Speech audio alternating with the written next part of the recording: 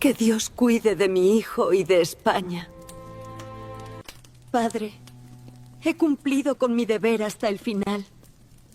Que Dios tenga piedad de mi alma.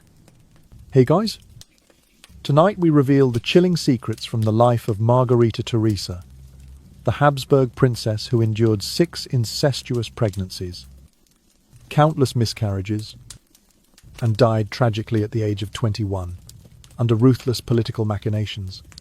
Imagine a 5-year-old girl forced through incestuous rites, every breath controlled just to preserve a pure bloodline. You would not survive hearing these brutal fragments of her existence. So, before you get comfortable, take a moment to like the video and subscribe, but only if you genuinely enjoy what I do here. Comment below to let me know where you are and what the local time is right now. Now, dim the lights, maybe turn on a fan for that soft background hum, and let's ease into tonight's journey together.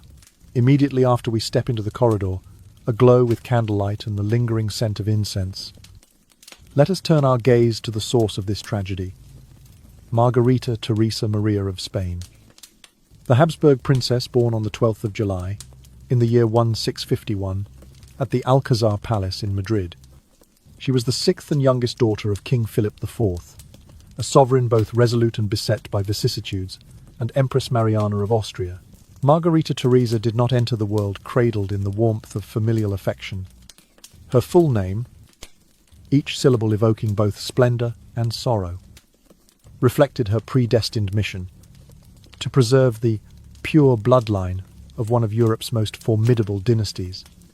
Within the Habsburg family, every member served as a piece in a grand strategy of power. Philip IV, born in the year 1626, once ruled Spain through war and political intrigue, but he also bore the heavy cost of incestuous marriage policies. Maria Anna, sister of Emperor Ferdinand III, was brought from Vienna to Madrid at the age of 14 to become empress, and at 22, she welcomed her youngest daughter, Margarita. From the very beginning, court records did not refer to Margarita by a child's given name, but listed her as a political instrument, a role assigned to her before she drew her first breath. Margarita Theresa was the half-sister of Prince Philip Prospero, her brother, who suffered from numerous illnesses and died at the age of 8. Leaving unanswered questions about succession. She was also the half-sister of Charles II, who later ascended the throne, but was deprived of both body and mind by the consequences of generations of inbreeding. In that small circle of kinship, Margarita grew up between intertwined bloodlines, where the sound of the violin and the words of the sacred liturgy mixed with the strict protocols and lavish ceremonies of the royal court. The princess's childhood unfolded behind ornate wooden panelling, where velvet draperies were drawn at a moment's notice whenever foreign dignitaries arrived. Instead of folk games and the laughter of children her own age, she knew only hours of language lessons, Latin, Spanish, and German, to ensure she could perform correctly at Austrian court functions. Every step and every word of Margarita was scripted, from her graceful gestures in courtly dances to her demure curtsies before king and empress. There exists a famous painting called Las Meninas, in which the master painter Velázquez depicted Margarita at the age of 5, her only fleeting moment of true childhood freedom amid the machinery of court ritual. The light in the painting highlights her unspoiled innocence, while the surrounding shadows foretell the harsh years to come. Beneath that bright-eyed naivete lies a tragic destiny. The little princess was not permitted to be a human being, but was compelled to sacrifice her entire existence in service of Habsburg ambition and power. Now that we have understood Margarita Theresa's origins and the circumstances of her birth, we shall proceed into the next chapter of her woeful story, her years of being trained as a reproductive tool. 6 incestuous pregnancies, countless miscarriages, and ultimately her tragic death at the age of 21. Prepare yourselves to witness the fate of a child bound by royal blood with no hope of escape. From her earliest childhood, Princess Margarita Theresa was never an ordinary little girl. but rather a bargaining chip on the diplomatic chessboard of Europe. The moment the princess could sit upright in the ornately carved wooden chair of the royal court, the palace physicians began recording every health metric: chest circumference, body weight, and complexion after each meal. One afternoon, the court apothecary compelled the princess to swallow a bitter potion to stimulate the vital humours, and the princess grimaced and complained. This tastes awful, but obediently took another sip when the woman reminded her, "Remember, princess, you are the hope of our entire lineage." Those words struck the princess's heart like a dagger, a constant reminder that every breath she took was measured for her future childbearing potential, not only in matters of medicine but also among the courtiers of both Spain and Austria. There was constant negotiation over dowries, territorial promises, and overseas privileges intended to entice Habsburg brides to distant courts. One day, the Austrian ambassador arrived, bearing a map of Italy with the region of Piedmont highlighted in bold, sweetly promising. If the princess consents, this entire kingdom could be hers. The princess could only watch the adult's eager eyes at the mention of land, having no real understanding whether these promises were rewards or the price she was expected to pay.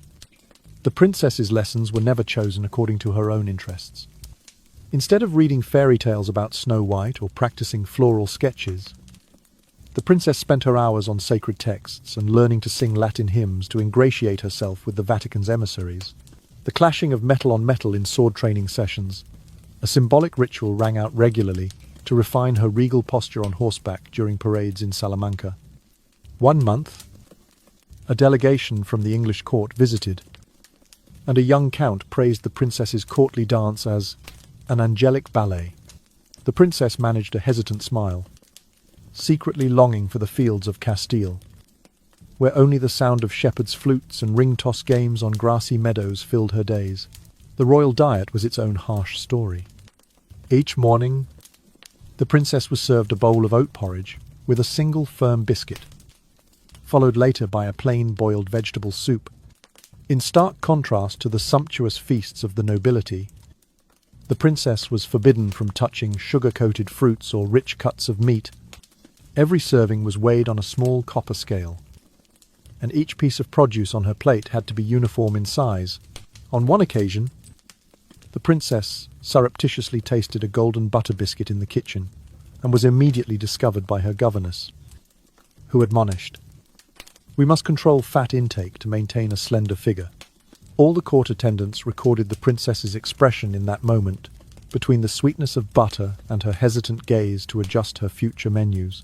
Despite numerous paintings and poems that praised her angelic beauty, golden hair like summer sunlight, the princess carried within her a genetic heritage excessively concentrated by inbreeding, a protruding lower jaw, pallid skin, and chronic frailty. When the seasons changed, the palace physicians often whispered among themselves, "This princess will not be strong enough to carry a child to term." They jotted these concerns into their journals, only to silence themselves out of deference to the crown. An elderly physician once confided to a courtier that if the princess's diet included more carbohydrates, she might be healthier. But he was sharply rebuked and told, "Do not leak the secrets of our pure blood policy." Of second. Meanwhile, the princess diligently practiced courtly dances and harp performances to captivate foreign delegations. One afternoon during a harp rehearsal, the princess's clumsy finger snapped a string, and tears brimmed in her eyes. Her music master gently repaired the string and whispered encouragement, "Well done, princess. You will master this soon." In that moment, the princess felt the warmth of personal care, but also realized that such affection came only from craftsmen, never from the royal family. In spite of the evident genetic risks, the court remained steadfast that only marriages within the royal house could preserve glory and power. When the princess turned 9, one morning a visiting princely envoy from Mantua presented her with a white rose and complimented, "Your beauty is as pure as a winter bloom." The princess inhaled the flower's fragrance deeply. recalling the time she had secretly accompanied a court attendant to fly a kite in the castle courtyard. The wind tangling in her hair. She had laughed as she nearly fell, until a maid reminded her, "Bow to the royalty. Do not forget your manners." These small episodes, though simple, bring into sharp relief the tragedy of a princess who could never experience a true childhood. Every moment of joy was like a raindrop in a storm of politics. Each flicker of innocence was instantly extinguished by the scent of incense and whispered negotiations.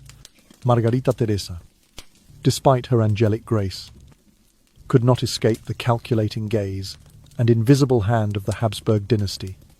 From her earliest years, her life was confined within a gilded cage of power. Every moment measured for diplomacy and reproduction. When she was only 11 years old, Princess Margarita Theresa became the centerpiece of marriage negotiations with Leopold I, the Holy Roman Emperor, who was also her maternal uncle. This was a decisive move to reinforce the alliance between the Spanish and Austrian branches of the Habsburgs, both of which were under threat from internal discord and external aggression. The negotiations stretched on for months. Held in council chambers, where the rustle of parchment and the tolling of grandfather clocks marked each passing hour, the envoys of both courts sat facing one another around a massive ebony table, debating fiercely the terms of dowry, inheritance rights, and even the right to establish military garrisons in the Tyrol region. On one occasion, a Spanish grandee brought his gavel down with a ringing declaration, "We shall not yield on Dona Anna's portion, for it is the linchpin of peace." To that, the Austrian representative arched an eyebrow and retorted, "If you do not cede the 2 towns of La Gruyere as well, this alliance will be worth no more than discarded parchment." The princess's value was catalogued like merchandise. Her ripe beauty, her mastery of languages, she spoke Latin and Spanish fluently and had begun learning German at the age of 7, and the exhaustive medical reports of the royal physicians on her capacity for childbearing. Each report recorded the date of her first menstruation, her weight index, body fat ratio, yet there was never an entry for personal wishes or inner emotions. Whenever the subject of her future was broached, the courtiers fell silent, their eyes on the dossier with grave solemnity, as if preparing to sign contracts over precious territories. The marriage contract was formally signed on the 25th of April, in the year 1663, when the princess was only 12 years old. Under its terms, the official wedding ceremony would take place when she reached 14. In Madrid, the proxy wedding ceremony was conducted with full pomp. The Austrian ambassador stood in for Leopold I, swore the oaths before the altar of the Holy Cross, while Margarita Theresa wore a voluminous gown embroidered with golden dragons, her expression as solemn as any adult's. Within the halls of the Alcazar Palace, the sound of a deep-toned organ filled the air. Candlelight flickered along the aisle, yet the princess's face revealed unmistakable anxiety, as if she were performing in a play with no script to guide her. At the end of December, in the year 1666, in Vienna, the young empress's coronation and official wedding took place amid a spectacle of festivals, processions, and military parades. Soldiers in gleaming armour marched in formation. War horses shimmered beneath enamelled barding, and brass fanfares announced their procession through the Hofburg Palace. Margarita Theresa's dress comprised multiple layers of pristine white silk trimmed with gold thread, and a spray of magnolia blossoms pinned at her bodice made her look as delicate as porcelain. A silver sceptre, engraved with the double-headed eagle, was placed in her hand, symbolizing the weight of imperial destiny. Yet the 14-year-old princess's heart was heavy with apprehension and alienation in this unfamiliar environment. The harsh tongue of German and the rigid Austrian court etiquette left her isolated and adrift amid curious, scrutinizing eyes. Immediately after the wedding rites, the young empress's first duty was to produce a male heir for both Habsburg branches. Leopold I, though reserved and somewhat gentle in his manner, showed respect for his youthful bride. Yet, under immense pressure from courtiers and the medical staff, he could not intervene to spare her from near-daily medical examinations. Each morning the princess's blood pressure was taken, her weight recorded, and vaginal swabs collected. Each afternoon she practiced calisthenics to prepare her body. The court apothecary had drawn up a stringent diet and exercise regimen. The princess was allowed but a serving of corn porridge, 2 spoons of boiled vegetable broth, and a single slice of fresh cheese to bolster her strength for the coming pregnancy. IB. During one health evaluation, a physician drew the golden velvet curtain around the examination bed to spare the princess embarrassment and whispered, "Your Majesty? The test results indicate your estrogen levels are sufficient. Your likelihood of conception is very high." The princess offered a forced smile and gazed distantly out the window at the gentle snowfall in the garden.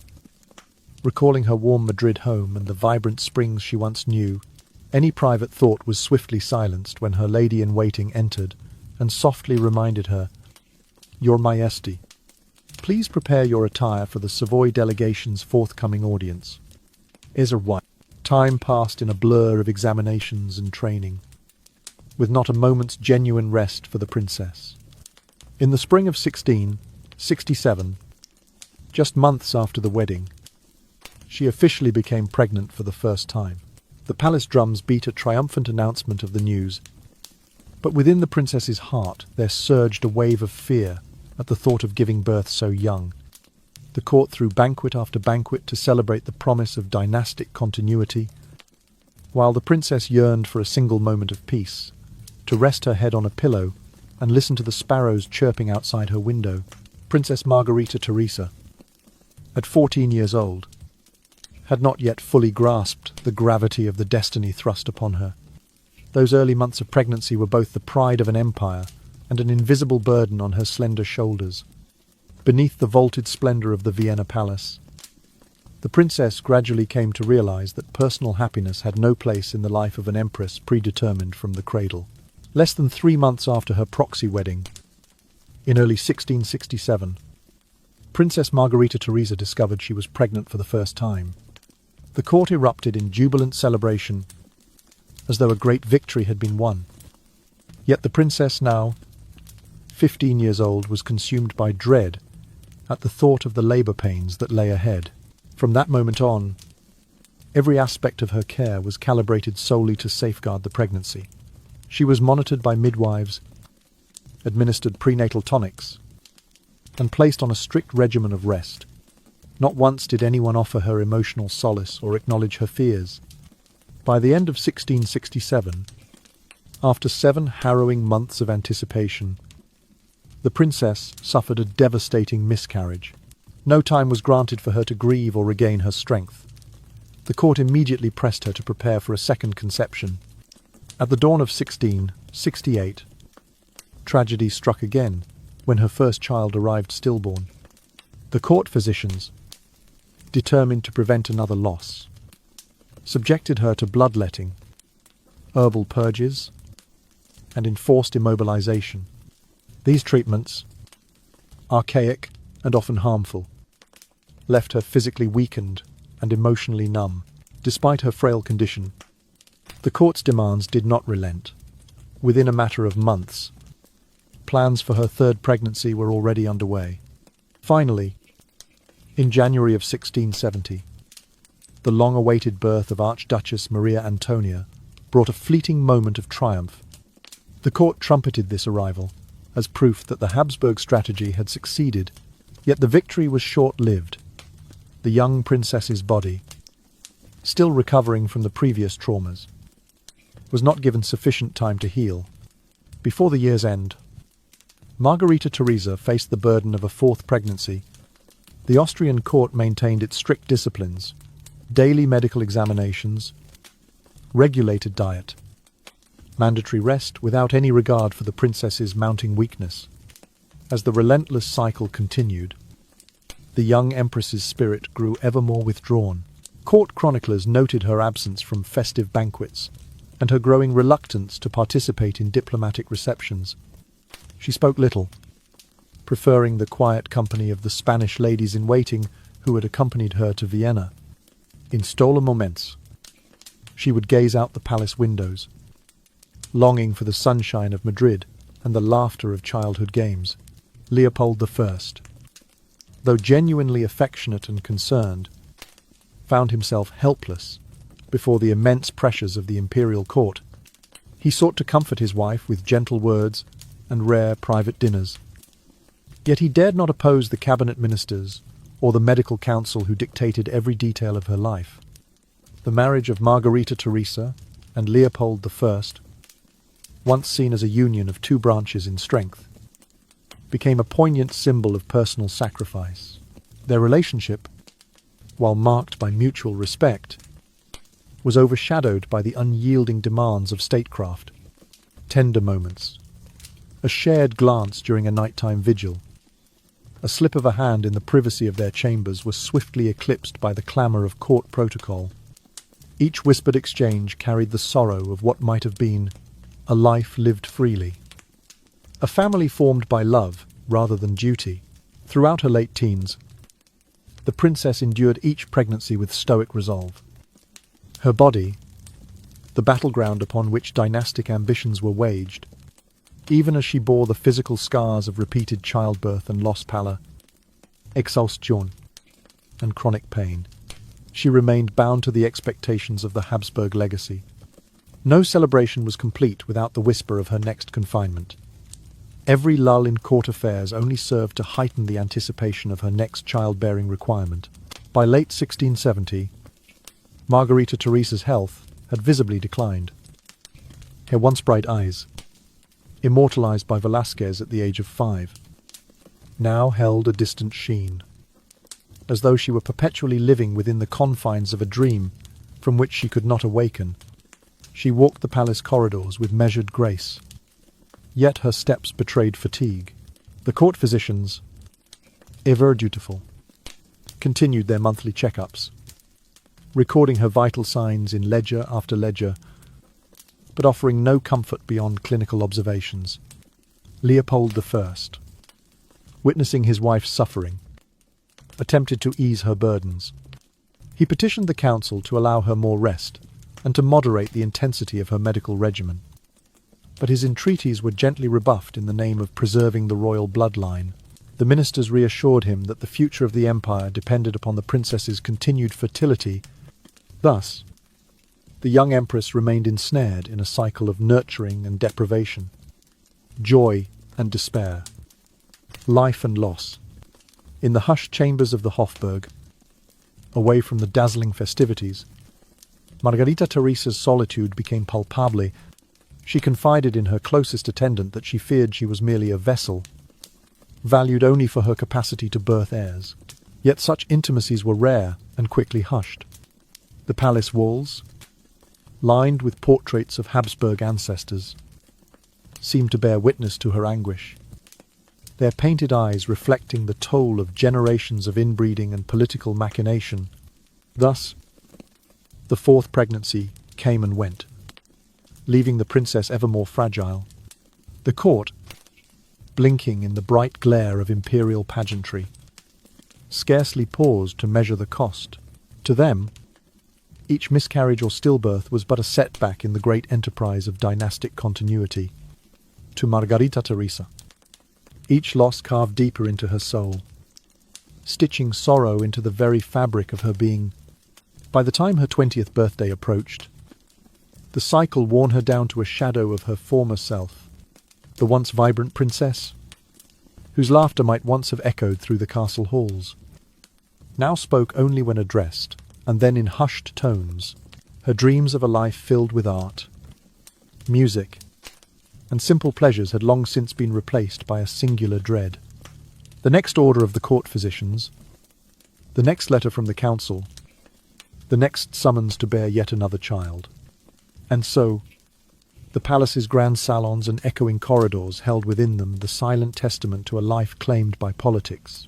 Margarita Theresa, at heart, a child who should have danced in sunlit meadows, remained confined within gilded walls, her body marked by the relentless demands of empire, In the next chapter, we will witness the culmination of her suffering, the tragic toll of 6 pregnancies and countless miscarriages, leading to her untimely death at the age of 21.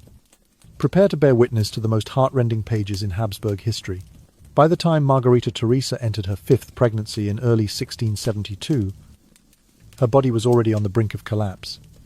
Months of relentless strain had left her thin and frail. She endured constant pain, frequent bleeding, and recurring infections that sapped her strength day by day. Yet the Austrian court remained adamant that the young empress continue to carry her child to term, dismissing any concern for her well-being, despite clear signs of physical exhaustion and grave medical risk. The physicians and ministers pressed on, convinced that dynastic duty outweighed any threat to her life. As spring waned and summer neared, the princess's condition deteriorated rapidly. She spent her days confined to a bed of silken sheets in the Habsburg palace, a gilded cage in which she fought feverish chills and agonizing cramps. Court attendants moved silently about her chamber, adjusting pillows and administering poultices of bleeding hemlock and willow bark. None dared question the wisdom of these treatments, though each seemed more punishing than the last. The palace halls echoed with the distant strains of harp music, intended to soothe her, but the notes fell flat against the harsh reality of her suffering. In the first days of 1673, Margarita Theresa went into premature labor. The palace physician summoned all available staff to the birthing chamber, where candles flickered in the chill Vienna air. Leopold I, pale and shaken, stood vigil at her bedside, clutching her hand as midwives and surgeons tended to her trembling form. The labor progressed swiftly but catastrophically. The infant, a son, by all accounts the heir they coveted, was stillborn, and the young mother's weakened body could not endure the trauma. On the 12th of March, amid hushed sobs and the distant tolling of church bells, both mother and child passed away within hours of each other. Margarita Theresa was only 21 years old. Almost as soon as her body fell cold, the court officials convened to discuss Leopold I's next marriage prospects, treating Margarita Theresa's death as little more than a diplomatic setback. The funeral arrangements were executed with elaborate precision. A procession of black-clad nobles, a canopy of damask cloth over her coffin, and a requiem sung in 4-part harmony, reverberating through St. Enard, Stephen's Cathedral. The ceremony's grandeur served not to honour the princess's life, but to reaffirm the unbroken might of the Habsburg dynasty. Her name barely graced the eulogies. Instead, the ministers spoke of the alliance she represented, the territories to be secured, and the bloodline to be preserved. In Madrid, the reaction was scarcely more compassionate. Spanish courtiers, upon hearing the news, exchanged curt assessments of the political repercussions. They feared that without Margarita Theresa's potential offspring, the tenuous bond between Spain and Austria might falter. Within days, emissaries were dispatched to negotiate new marital arrangements for Leopold, hoping to secure another Habsburg bride who could restore the dynasty's hopes. Personal grief gave way to strategic calculations, leaving no room for genuine mourning over a life extinguished so prematurely. The genetic consequences of decades of inbreeding continued to haunt subsequent generations. Charles II, Margarita Theresa's half-brother, was born with severe physical and mental disabilities that rendered him incapable of producing an heir. His incapacity precipitated the War of the Spanish Succession, which raged from 1701 to 1714. As rival European powers vied for control of the Spanish crown, the very alliances Margarita Theresa's marriage had sought to cement unravelled into a continent-wide conflict, culminating in the extinction of the Spanish Habsburg line. Meanwhile, the Austrian branch fared no better. Successive marriages failed to produce robust heirs, and the empire's influence waned as internal strife and external challenges mounted. The once unassailable Habsburg hegemony in Central Europe gave way to the ascendancy of other dynasties. The catastrophic toll of incestuous unions had left both branches weakened beyond repair. demonstrating that the pursuit of pure blood had been a hollow and self-defeating ambition. Yet amidst this political and genetic ruin, the artistic legacy of Margarita Theresa endured. In Las Meninas, Velázquez captured the luminous innocence of the princess at the age of 5.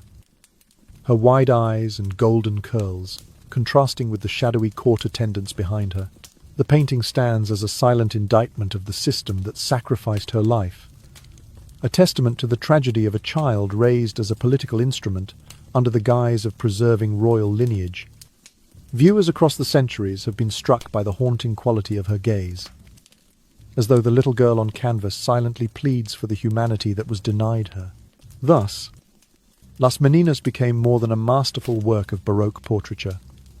It became a powerful symbol of innocence exploited, a reminder of the human cost of dynastic ambition. Margarita Theresa's brief life and her untimely death resonate far beyond the gilded halls of the Hofburg. Her story endures as a cautionary tale about the perils of allowing power and lineage to override compassion and individual agency. Today, art historians and humanitarians alike invoke her memory to underscore the enduring imperative to protect the vulnerable from the machinery of state and the pursuit of unbridled authority. The moment Princess Margarita Theresa breathed her last, the courts of Vienna and Madrid displayed a chilling indifference. In Vienna, the mourning rituals unfolded on a grand scale, lasting for weeks, and consuming thousands of gold ducats. There were torchlit processions, solemn parades of the Imperial Guard, and elaborate requiem masses, all less an homage to a young life, and more a proclamation of unwavering Habsburg supremacy. Despite the young empress's passing, within days, Austrian ministers were quietly soliciting marriage proposals, treating Margarita Theresa's death as a mere diplomatic failure, to be remedied by a fresh alliance for Leopold I. Meanwhile, in Madrid, the reaction was equally cold.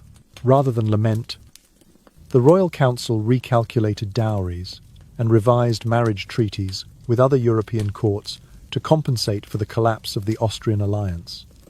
Secret dispatches circulated between Spanish envoys, coordinating military detachments and financial subsidies to cushion the political blow, while carefully omitting any mention of sorrow or human compassion. Courtiers and senior officials spent more time negotiating compensation packages than they did acknowledging the personal loss of a daughter and sister. The princess's funeral became, in effect, a diplomatic pageant.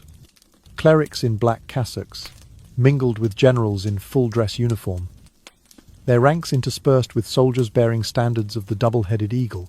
The procession through the Hofburg Palace courtyards resembled a military review, complete with drum rolls and trumpet calls, rather than a tender farewell. Every ritual from the incense-laden nave of St.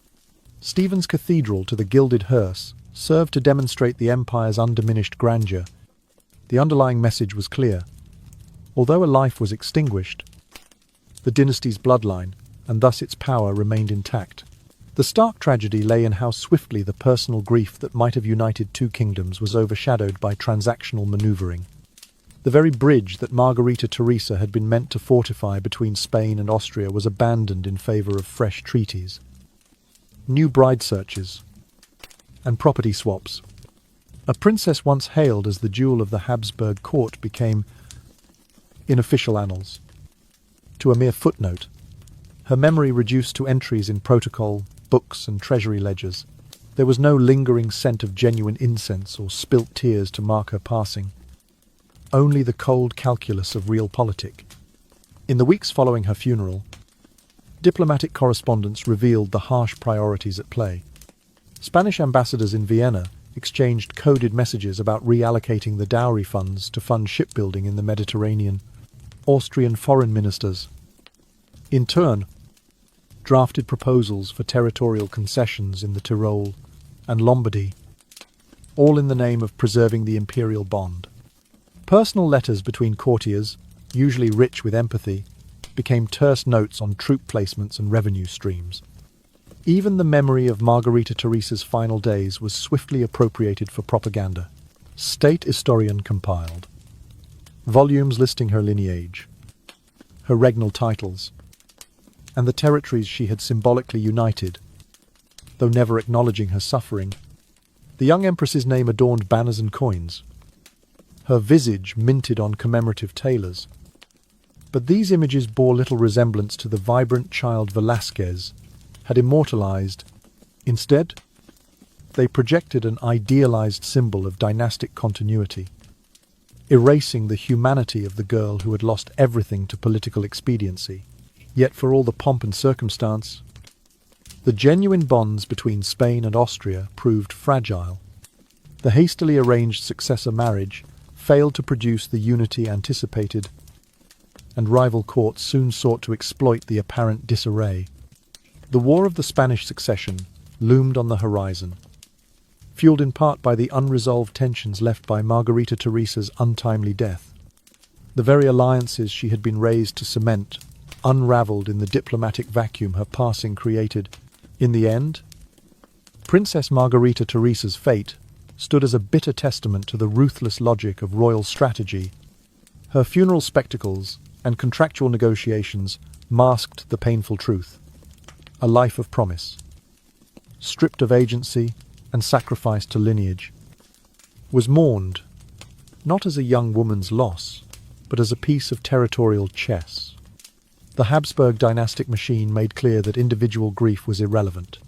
Only the ongoing spin of power and inheritance mattered. In that cold calculus, the princess's human tragedy faded into the background, leaving behind only the hollow echoes of empire. The death of Margarita Theresa plunged the Spanish Habsburg dynasty into an immediate succession crisis.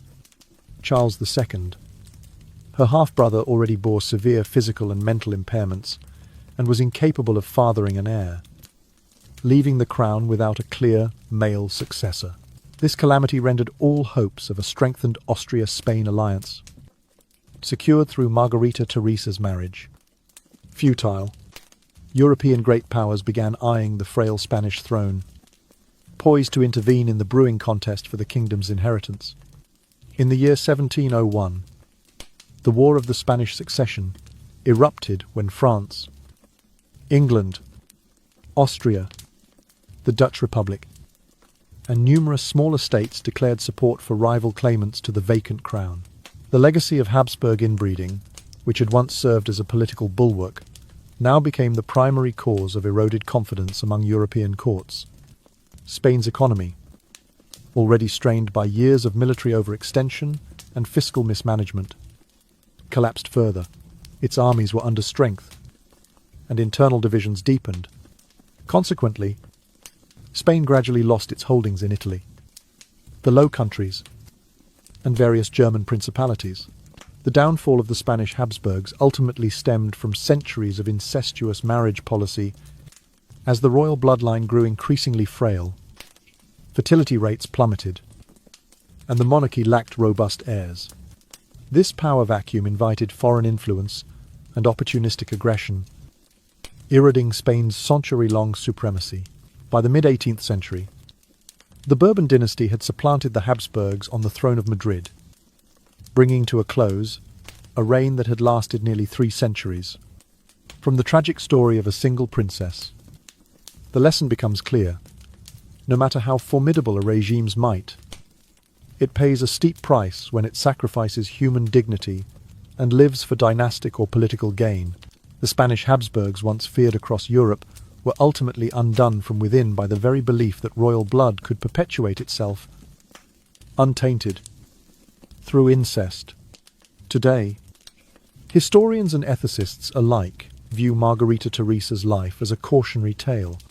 The juxtaposition of her innocent portrait in Las Meninas against the harsh reality of her upbringing highlights the perils of subordinating individual welfare to monarchical ambition.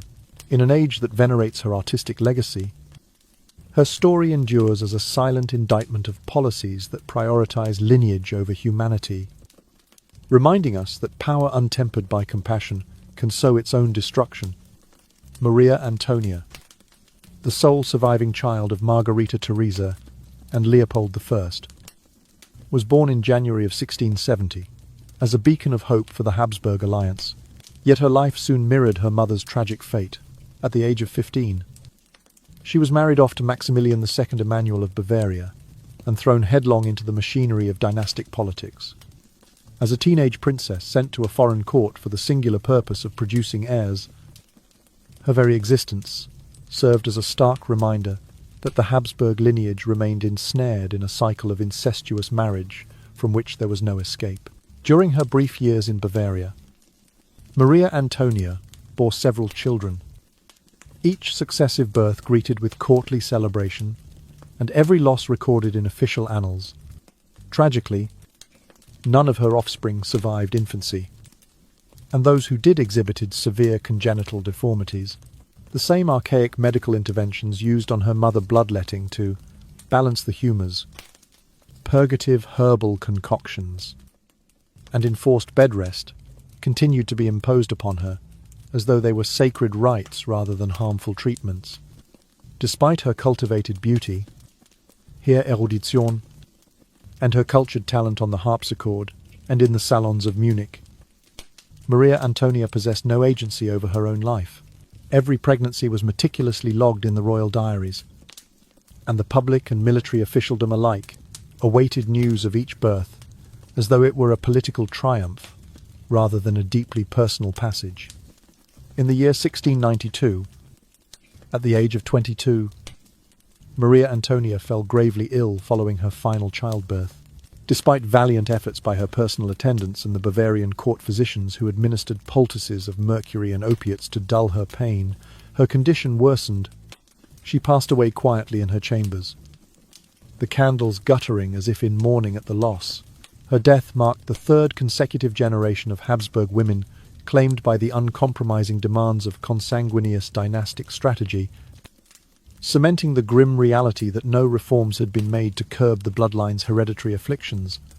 One princess died after another, each life a fragile thread in the tapestry of an inbred dynasty writhing in its own fatal design. Maria Antonia's untimely passing sent ripples of instability through the courts of Europe. The fragile tripartite alliance among Bavaria, Austria, and Spain quivered once more, and neighbouring monarchs sensed an opportunity to redraw the map of power. Diplomatic envoys courted the electorate of Bavaria with offers of territorial concessions and military aid, while in Vienna and Madrid, courtiers speculated on new marriage alliances to shore up dwindling influence. Some European sovereigns even entertained clandestine promises of marriage to lesser members of the Wittelsbach family, all in hopes of prying loose Habsburg assets or securing a foothold in Central European politics.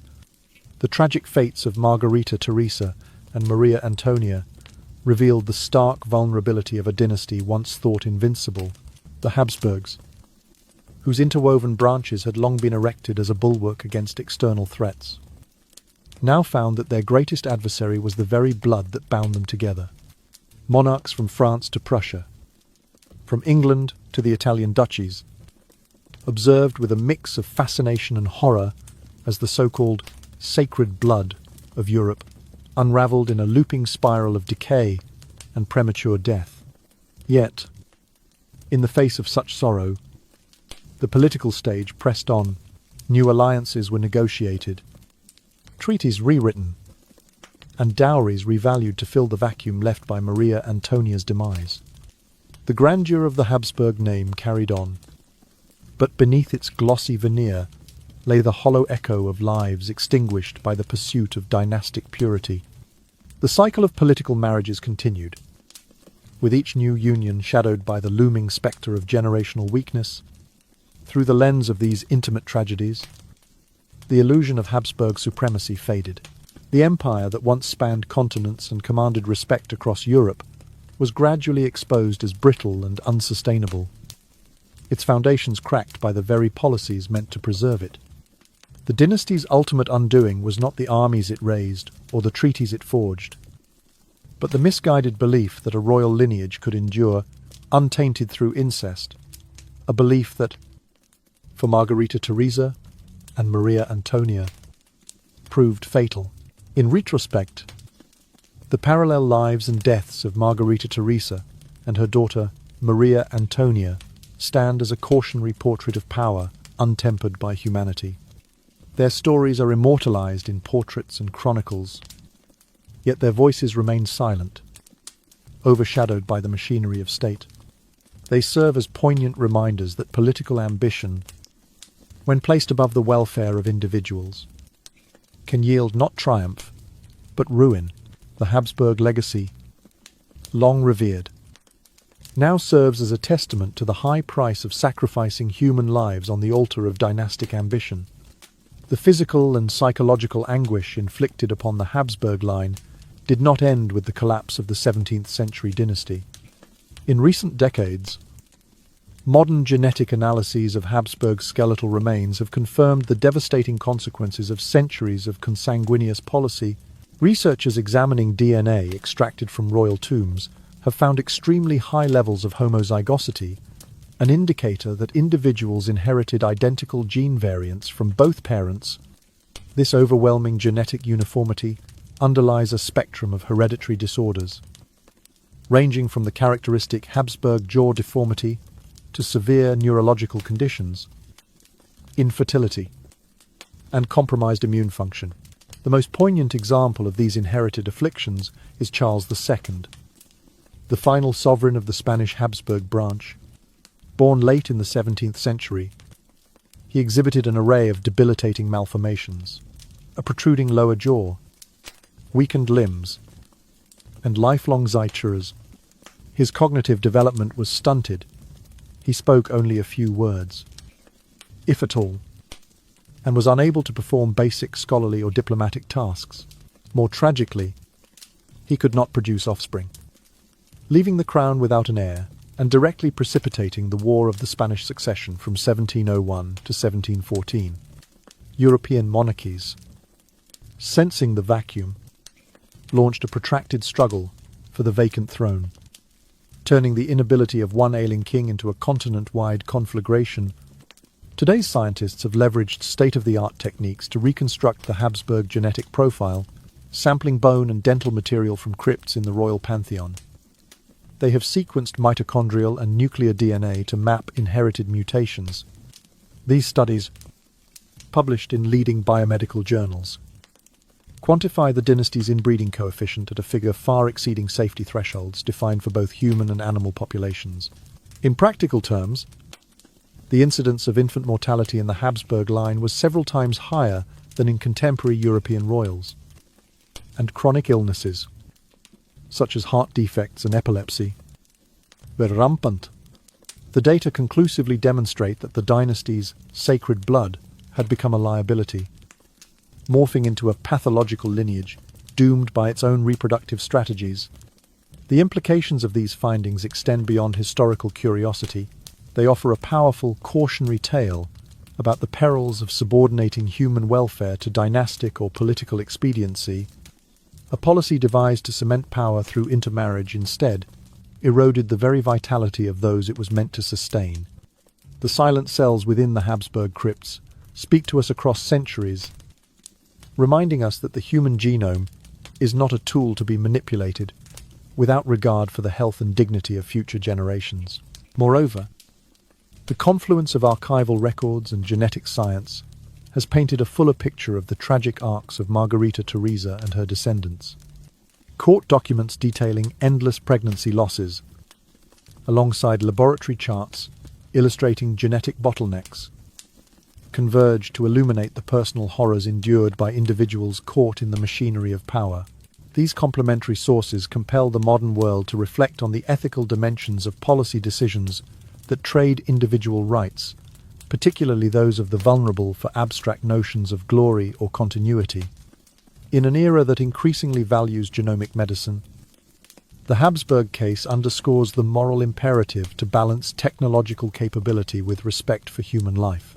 As reproductive and genetic therapies advance, we must ensure that the lessons of the past guide our stewardship of these powerful tools.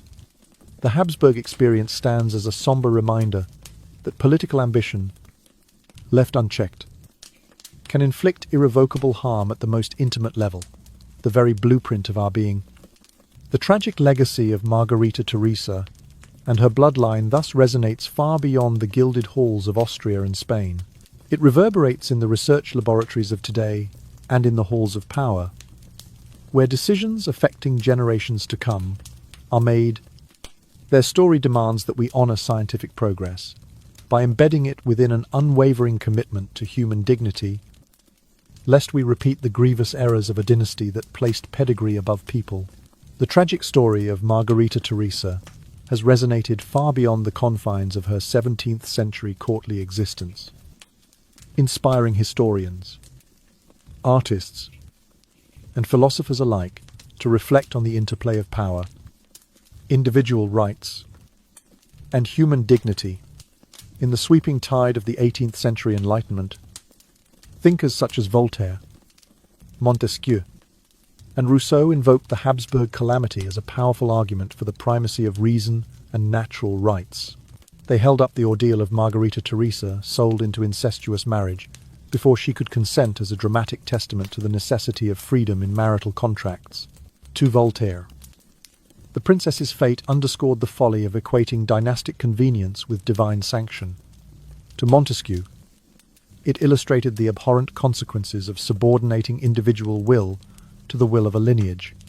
And to Rousseau, it provided vivid proof that women and children must never be treated as mere political instruments, but rather as autonomous beings entitled to choice and respect.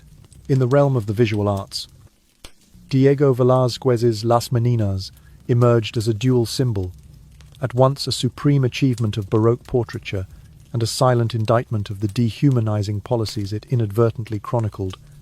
Scholars have long noted how the princess's direct gaze, rendered in crystalline detail against a tapestry of court opulence, seems to interrogate the viewer, forcing us to confront the moral abyss underlying her gilded existence.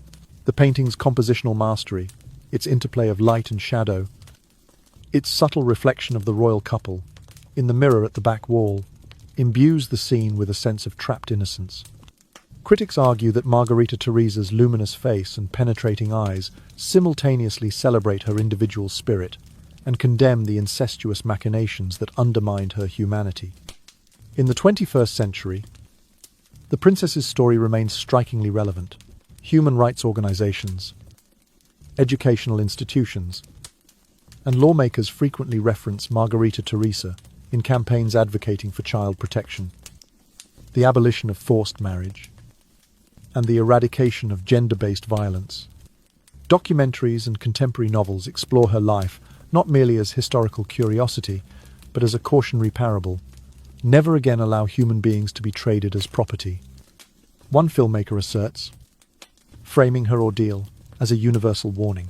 Every time a modern legal body enacts stricter penalties against child marriage or recognizes the autonomy of minors, Margarita Theresa's spectre is invoked to remind policymakers of the high human cost of treating children as pawns in political or economic strife.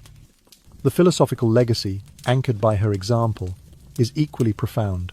Bioethicists cite the Habsburg case in debates over genetic engineering, arguing that any attempt to manipulate human heredity without rigorous respect for individual welfare risks, repeating the calamities of forced inbreeding. Feminist theorists deconstruct her life as emblematic of patriarchal oppression, urging societies to enshrine consent as an inviolable principle in all personal relationships. In every corner of the academic world, from history departments to gender studies, seminars, Margarita Theresa's narrative is taught as a seminal illustration of how state power, when unchecked by empathy and justice, can distort the most intimate bonds of family and reproduction. Ultimately, Margarita Theresa's enduring legacy is not the title she held, nor the alliance she was meant to cement, but the powerful reminder that genuine greatness in leadership and civilization arises only when authority is tempered by compassion. In Velázquez's painting, the golden-haired child stands apart from the machinery of monarchy, her presence a testament to personal worth, transcending political utility. As an icon of freedom, dignity, and the sanctity of individual choice, she outlasts the very dynasty that sought to exploit her. Her image endures, not just as art history's marvel, but as a perpetual summons to recognize and protect the inherent humanity in every person. no matter the circumstances of their birth. In remembering Margarita Theresa, we affirm a timeless truth.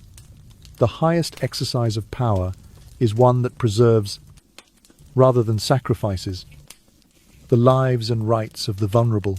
Now, having traversed the blood-stained chapters of Margarita Theresa's life, let us turn our gaze to an artistic legacy that endures through time. Diego Velázquez's Las Meninas. The work is more than the portrait of a 5-year-old girl. It is the gateway into the 17th century Spanish court, a realm rife with contradictions between power and innocence. For a moment, allow your eyes to merge with its play of light and shadow.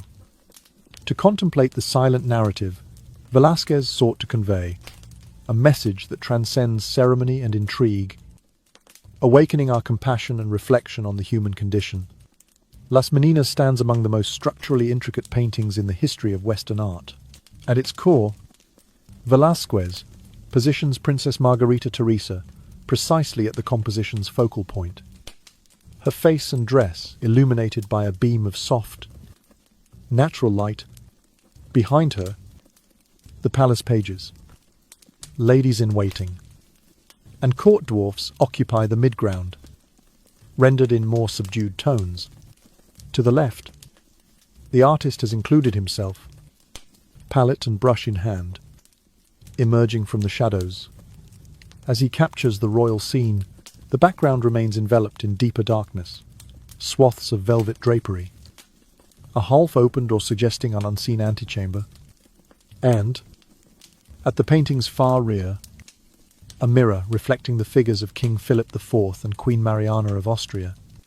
These elements subtly direct the viewer's attention beyond the canvas, evoking the larger world of monarchical authority that both surrounds and overshadows the young princess. Velázquez's decision to have the princess gaze directly at the audience serves more than an aesthetic function. It acts as a moment of revelation in an otherwise formal court setting. Her steady, unflinching look seems to catch in the act the very mechanisms of a rigid, hierarchical society, while her innocence and youth are gloriously rendered through lifelike brushwork and warm highlights. The cool colour palette of the court attendants and the echoing darkness surrounding them accentuate the chasm between her unspoiled childhood and the burdensome adult world she is poised to enter. Every fold of her satin dress, each pleat of the curtain, and every glint off the mirror's reflective surface contributes to an atmosphere that is both resplendent and decidedly sombre. Despite the pageantry of royal protocol, Velázquez appears intent upon preserving this fleeting instant of genuine freedom for Margarita Theresa, an unguarded moment before the machinery of incestuous dynastic marriage could suffocate her. In this light, Las Meninas transcends its function as a court portrait and emerges as a subtle yet powerful indictment of the political mechanisms that treat human beings as property. The painting's complex arrangement of sightlines invites viewers to consider who is truly observing whom. While the princess meets our gaze, the king and queen reflected behind her position us as participants in the theatre of power, implicating the audience in the perpetuation of these oppressive systems. In subsequent centuries, Las Meninas has come to be viewed as more than a masterful study in perspective and composition.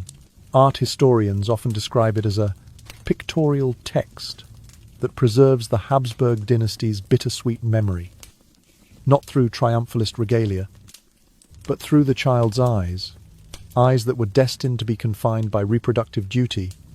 Velázquez captures not merely the visage of a royal child, but also the latent tragedy of her captivity within a lineage that valued her womb over her personhood. Across the canvas's expanse, we detect multiple layers of meaning, the interplay of light and shadow, the mirror's enigmatic reflection, and the presence of the painter himself combine to create a narrative about surveillance, agency, and vulnerability. Margarita Theresa is at once the subject, the witness, and the silent accuser of the very institution that demands her compliance.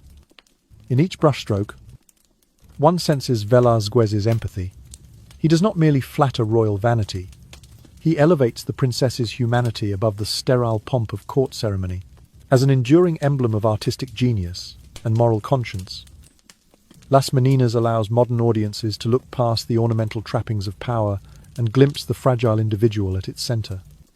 The princess's childlike wonder, caught in a moment of unguarded gaze, reminds us that behind every dynastic alliance lies a personal story of agency lost and identity sacrificed. Velázquez's composition compels us to acknowledge that the highest purpose of art is not only to glorify its patrons, but also to bear witness to the human condition, revealing truths that political or social structures might seek to conceal. In this sense, Las Meninas remains a timeless mirror, reflecting both the brilliance of its era and the shadows it cast. Margarita Theresa's bright presence amid the darker tones serves as a powerful metaphor for the resilience of innocence in the face of systemic oppression. Forever frozen at the age of 5, she stands as a testament to the potential for empathy and reflection to shine light into the darkest corners of power.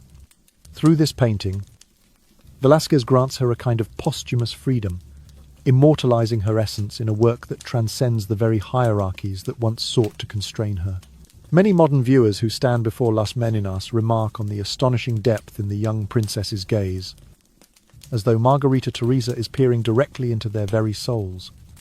This penetrating look is not merely a triumph of lifelike brushwork. It echoes the tragic destiny awaiting her, a fragile aura of innocence confronting the muzzle of dynastic power. In that gaze, one senses a tension between the purity of childhood and the harsh realities of court politics, a silent foretelling of the suffering that lay ahead. This gaze has prompted successive generations to ask provocative questions. Did Velázquez perceive, at some intuitive level, the lamentable fate of his young subject? Or was he simply documenting the formalities of royal life, leaving behind an unintentional yet haunting message about the conflict between individual spirit and institutional oppression? While definitive proof of Velázquez's personal intentions remains elusive, contemporary art historians often argue that the painting embeds a powerful warning about the merciless nature of authority. They point to the subtle disjunction between the princess's direct engagement with the viewer and the distant, almost ritualistic posture of her attendants, as evidence that Velázquez was consciously highlighting her isolation. Each time Las Meninas is exhibited, it draws crowds not only for its masterful technique, but also for the psychological resonance it exerts. Visitors, well aware of the tragic context, namely, the marriage for bloodline sentence imposed upon Margarita Theresa, cannot help but feel the wrenching contrast between the princess's youthful innocence and the grim calculus that governed her life. The more one knows of her story, the starker that contrast becomes. A child's wonder caught in amber, yet destined for the brutality of repeated pregnancies and political expediency. Critics frequently describe her eyes as an invisible rebuke, accusing the viewer of complicity in the very power structures that commodified her. This effect elevates the painting from a static portrait to an unwitting narrator of paradox. On one hand, the composition celebrates the lush pageantry of the Spanish court, the sumptuous silks, the polished armor, the rich chiaroscuro of palace interiors. On the other, the princess's gaze disrupts that spectacle, drawing the viewer into a silent dialogue about the clash between personal dignity and sovereign prerogative. As the audience follows her line of sight, they become part of the drama, forced to reckon with the notion that beauty can conceal unspeakable cruelty. In academic seminars and museum tours, curators often guide spectators to linger on the princess's eyes before moving on to the mirror, reflecting King Philip IV and Queen Mariana. This deliberate pacing underscores how Velázquez's primary subject is not the reigning monarchs, but the child whose very presence calls their rule into question. Each tired footstep echoes with the memory of a life curtailed, of laughter stifled by protocol, of agency denied by birthright. The broader cultural impact of Las Meninas stems from its ability to embody these contradictions in a single frame. The painting becomes a living allegory. While the court's grandeur is meticulously rendered, the princess's direct look collapses, the distance between subject and spectator, asking us to examine our own roles in perpetuating or challenging systems of power. Viewers leave the gallery not only marveling at Velázquez's technical prowess, but also wrestling with uneasy questions about authority, complicity, and the cost of human sacrifice in the pursuit of dynastic ambition. Thus, by virtue of its psychological force, Las Meninas transcends its era and medium to speak to universal themes: the vulnerability of youth, the corrupting influence of unaccountable power, and the redemptive potential of art to testify to injustice. Each new audience, encountering the princess's gaze for the first time, or the 100th, contributes to the ongoing dialogue between past and present, ensuring that both Margarita Theresa's story and the warning implicit in her eyes continue to reverberate across time. The resonance of Las Meninas and the tragic life of Margarita Theresa extended far beyond the gilded halls of El Prado, reaching the salons and pamphlets of the 18th century Enlightenment. Voltaire, ever the champion of reason, cited the princess's fate as a stark illustration of the inhumanity of absolutist regimes. He contrasted the vulnerability of a child forced into incestuous marriage with his ideals of personal liberty, insisting that no government had the right to treat its subjects as mere instruments of policy. Montesquieu, in his influential Spirit of the Laws, examined the legal and cultural structures that enabled such practices, decrying forced marriage as a violation of natural rights and arguing for systemic checks on monarchical authority. Rousseau, whose social contract championed the inherent freedom of the individual, used Margarita Theresa's story to underscore his warning that children are born free, yet everywhere they are in chains.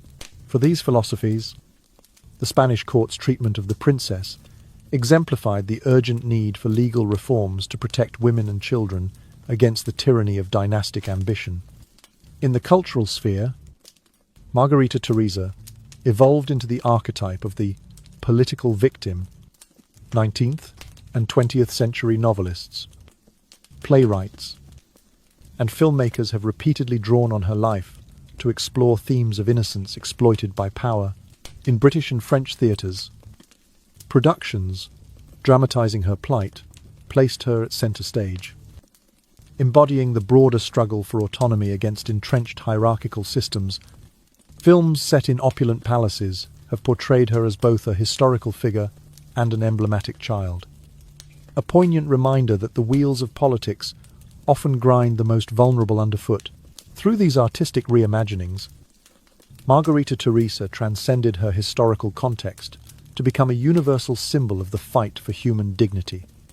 Within museum walls and school curricula, images of the young princess stand as sobering case studies in the dehumanizing effects of viewing individuals as commodities. Art history classrooms dissect Las Meninas not only for its revolutionary composition, but also for its ethical implications. The princess's gaze. Scholas Norte is a silent demand for empathy in an environment that demanded her silence. History textbooks recount her life and death alongside legislative milestones, such as the British Infant Life Preservation Act and the French decrees on child welfare, to illustrate how societies gradually recognize children's and women's rights as paramount. Even a century later, her story continues to galvanize advocacy, reminding educators and students alike that a society's moral progress is measured by its treatment of its most defenseless members. More than 3 centuries removed from her brief life, Margarita Theresa's legacy carries tremendous persuasive power. Human rights activists invoke her narrative when campaigning against child marriage, arguing that the princess's experience demonstrates in stark terms the physical and psychological toll of coerced unions. International bodies such as UNICEF and various women's rights organizations feature her image in presentations on the history of women's oppression, advocating that no tradition or political strategy should override the fundamental principles of bodily autonomy and consent. Conferences on gender equality and child protection frequently begin with references to her fate, setting a moral framework for discussions on legal reforms and enforcement mechanisms. Ultimately, the spiritual heritage of Margarita Theresa extends far beyond the dynastic intrigues of Spain and Austria. She has become a rallying point for the global declaration of children's rights, gender equality, and human dignity, as the United Nations Convention on the Rights of the Child asserts that the best interests of the child shall be a primary consideration. The princess's life serves as a historical touchstone, a cautionary emblem of what happens when human worth is subordinated to power. In this way, Margarita Theresa's story no longer belongs solely to European history. It resonates as a universal clarion call for justice. The child captured in Velázquez's frame gazes across centuries to remind us that every policy, every treaty, and every law must be founded on respect for the individual. Her image endures not merely as an artifact of Habsburg grandeur, but as an enduring testament to the imperative that true leadership measures its success by the protection and empowerment of the innocent. Thus, through the echo of her silent plea, Margarita Theresa contributes to a global creed that the rights of every child and woman are inviolable, and that no political ambition should ever justify their sacrifice. Through the journey of exploring the tragic life of Margarita Theresa and the analysis of the masterpiece Las Meninas, this video not only recounts a dolorous chapter of history, but also imparts profound lessons to its viewers. First, on the value of humanity. The video emphasizes that human dignity is immutable and transcends all political schemes. The tragedy of Margarita Theresa vividly illustrates that when power is placed above an individual's health, freedom, and happiness, the resulting harm is irreversible. The image of the 5-year-old girl in Las Meninas evokes compassion, stirring in each of us empathy for the innocent whose fates were swept up in the currents of power. Second, on freedom and human rights. The story of a princess treated as a political asset warns against any system that disregards the autonomy of women and children. Evidence from history, Enlightenment philosophy, and modern genetic research all affirm that marriage is only legitimate when based on love and voluntary consent, never coerced for ulterior motives. Third, on historical and legal lessons. Studying the Habsburg inbreeding marriage policy reveals the catastrophic consequences when royal bloodlines are exploited as political tools. This reminds modern nations to enact laws that protect children's rights, ban forced marriage, and prevent gender-based violence. The story also highlights the importance of learning from the past to reform systems, preventing the repetition of mistakes that brought down a once mighty regime from within. Fourth, on artistic legacy. Velázquez's Las Meninas is not only a painting masterpiece, but also a pictorial text, preserving the princess in a rare moment of freedom before the court's power could crush her. The canvas transcends ceremonial pageantry to tell a story that deeply moves the viewer's soul. Its artistic value is inseparable from its humanistic message. Every gaze and every detail in the work testifies to the severity of unchecked authority. Fifth, on the responsibility of today's generation, the video calls us not merely to reflection but to action, to join efforts protecting children's rights, fighting for gender equality, and speaking out against all forms of exploitation of human beings for power or personal gain. Each viewer can spread this message through education, media, or social activism, helping build a society that respects and safeguards human dignity. In conclusion, this video offers a comprehensive perspective, from Margarita Theresa's historical tragedy and scientific confirmation of genetic consequences to the Enlightenment thinkers' awakening and the enduring value of art.